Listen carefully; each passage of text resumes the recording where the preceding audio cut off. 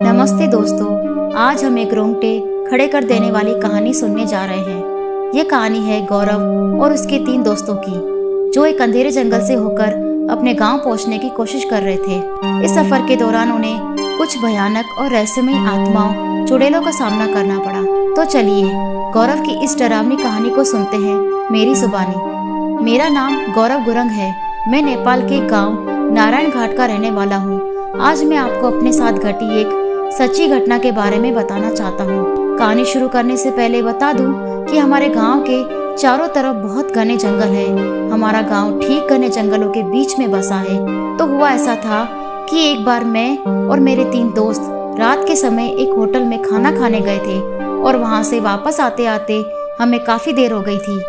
मैं तो ड्रिंक नहीं करता था, लेकिन मेरे तीनों दोस्त ड्रिंक किया करते थे। उस वक्त उन तीनों ने ड्रिंक कर रखी थी। हम चारों में मैं ही था जो बिल्कुल होश में था। अब रास्ते से आते आते बातें करते करते हम भूत प्रेतों की बातें करने लगे। मेरा एक दोस्त बोला कि भूत वूत कुछ नहीं होते, ये सब बकवास है। तो इसी बात पे मेरे बाकी के दोनों दोस्त उसे बहस करने लगे। वो तीनों ही नशे में थे। तो उनमें से एक ने बोला, ठीक है, अगर तू भूतों को नहीं मानता और भूतों से नहीं डरता तो चल आज हम जंगल के रास्ते से गाँव चलते हैं। मैंने उनको मना करने की बहुत कोशिश की, लेकिन वो नहीं माने, इसलिए मजबूरन मुझे भी उनके साथ जाना पड़ा। अब हम चारों चलते चलते बातें करते हुए जंगल के रास्ते से जाने लगे। जंगल से जाते हुए मेरा वो दोस्त जो भूतों को नहीं मानता था, वो नशे में ही भूतों के बारे में कुछ कुछ बोलने लगा। बोला, अगर सच में यहाँ कोई भूत है तो मेरे सामने आओ, मुझे अपने होने का सबूत दो। मैं उसको बार बार ये सब हरकतें करने से मना कर रहा था, लेकिन फिर वो मुझे डरपोक कह के मेरा मजाक उड़ाने लगा। इसलिए फिर मैं चुप हो गया।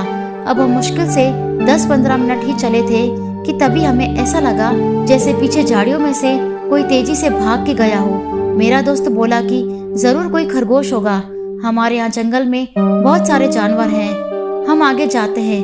अब हम कुछ कदम और आगे बढ़े ही थे कि अचानक किसी छोटे बच्चे के रोने की आवाज आने लगी। मेरा वो दोस्त जो नशे में था, वो जोर जोर से बोलने लगा, कौन है इस टाइम यहाँ रो रहा है। वो होश में नहीं था और फिर वो आवाज की तरफ गालियां देने लगा। बोला, जो भी है हमारे सामने आके दिखा, ऐसे छुप क्यों रहा है। फिर हम सब आगे चलने लगे, लेकिन तभी चलते चलते मेरा वो दोस्त अचानक से वहीं रुक गया। हमने उसे कहा, चल भाई, यहाँ क्यों रुक गया। तो उसने हमें जो बताया वो सुन के तो हम भी बहुत डर गए। वो बोला कि मेरे पीछे 2 बहुत सुंदर लड़कियां खड़ी हैं और वो मुझे अपने पास बुला रही है। वो वही एक जगह पर जमा खड़ा था और अपने हाथ पैर भी नहीं हिला पा रहा था। मैं कृष्ण भगवान को बहुत मानता हूँ और उसकी बात सुनते ही मैं भगवान को याद करने लगा और अपने फोन में मैंने हनुमान चालीसा चला दी। फिर हम तीनों बड़ी मुश्किलों से उसको अपने कंधे पर डालकर वहां से ले जाने लगे। आगे जाके हमारे गुरुंग लोगों का एक गुम्बा पड़ता है। आप लोगों को बता दूं कि गुरुंग लोगों का गुम्बा बहुत पवित्र माना जाता है। वहाँ हम भगवान बुद्ध की पूजा करते हैं। तो वो जैसे ही गुम्बा में पहुंचा तो वहाँ पहुंचते ही उसने एक खोखरी उठाई और कुछ बोलने लगा। मैं बता दूं कि वो भूतों के साथ साथ भगवान को भी नहीं मानता था, वो नास्तिक था। और उस वक्त पता नहीं कैसे वो कुछ मंत्र जैसे पढ़ने लगा और फिर उसने वो खोखरी अपने सर के ऊपर पीछे की तरफ चलाई और वहीं बेहोश हो गया। हम सब पूरी रात वहीं गुम्बा में बैठे रहे और सुबह होने पर जब गुम्बा के लामा वहाँ आए तो हमने उनको रात की सारी बात बताई। हमारी बात सुनकर उन्होंने कुछ मंत्र फूके, जिसके बाद मेरा दोस्त अपने होश में आ गया। लेकिन होश में आने के बाद भी वो अजीब अजीब हरकतें कर रहा था। तो उन लामा जी ने उनके घर वालों को वहाँ बुलाया। उसके घर में सिर्फ उसकी मम्मी और उसके बड़े भाई रहते हैं और उसके पापा विदेश में जॉब करते हैं। तो फिर जब उसकी मम्मी और भैया वहाँ आए तो लामा ने उनको कहा कि आपके बेटे के ऊपर 2 लड़कियों की आत्माएं आ गई हैं। इसके बाद उन्होंने कुछ मंत्र पढ़े और फिर उन भैया को शाम को अपने पास बुलाया और मेरे दोस्त के गले में एक माला डाल दी। फिर शाम को जब मेरे दोस्त के भैया गुम्बा के पास आए तो मैं भी उनके साथ चला गया। वहाँ पहुंचकर लामा ने भैया से कहा कि तुम अगर अपने भाई को उन आत्माओं से बचाना चाहते हो तो तुमको रात में हमारे गाँव की नदी के पास एक बकरे की बलि देनी होगी। लेकिन एक बात ध्यान रखना कि बलि देते समय चाहे कुछ भी हो जाए, कैसी भी आवाज आए, तुम्हें ध्यान नहीं देना, ना ही पीछे मुड़कर देखना। भैया ने वैसा ही किया। रात में नदी के पास जाके उन्होंने एक बकरे की बलि दे दी।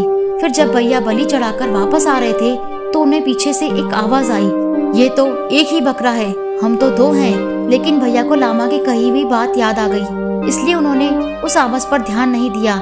लेकिन इसके बाद उनको बिल्कुल अपने भाई के जैसी आवाज आई। कोई उनके भाई की आवाज में बोला, भैया मुझे तो ले जाओ, यहाँ से अकेले अकेले कहाँ जा रहे हो। लेकिन भैया ने फिर भी उस आवाज पर ध्यान नहीं दिया और वहाँ से आ गए।